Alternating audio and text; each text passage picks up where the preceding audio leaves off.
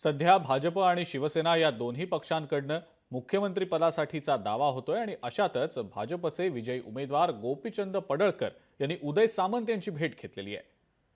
या दोघांमध्ये नेमकं कोणकोणत्या मुद्द्यांवर बोलणं झालं त्याचा तपशील समजू शकलेला नाही, मात्र गोपीचंद पडळकर यांच्याशी यावेळेला आमच्या प्रतिनिधी मीनाक्षी म्हात्रे यांनी संवाद साधला। आपण पाहूया।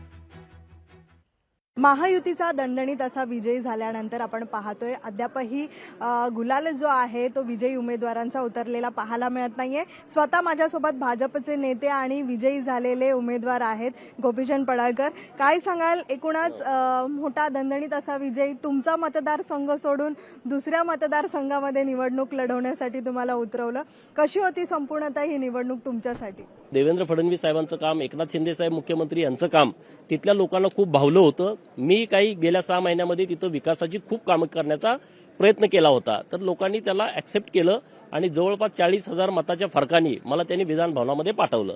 तर माझ्यासाठी ही खूप मोठी गोष्ट आहे की एकतर तिकीट मिळत नाही, तिकीट मिळत तर निवडून येत नाही, अशा परिस्थितीमध्ये मला पार्टीनं तिकीट दिलं, मला निवडून आणण्यासाठी मोठी ताकद माझ्या पाठीमागं कार्यकर्त्यांची फौज उभा केली, हे माझ्यासाठी खूप चांगली गोष्ट आहे।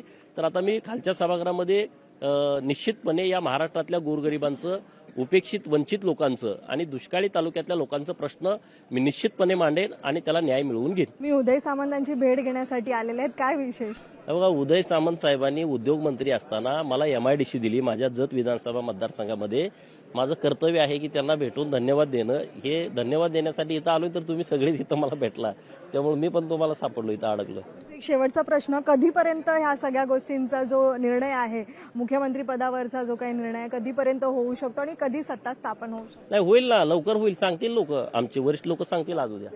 खूप खूप धन्यवाद सर। व्हिडिओ जर्नलिस्ट सुनील वर्मासह मीनाक्षी म्हात्रे, लोकशाही मराठी, मुंबई।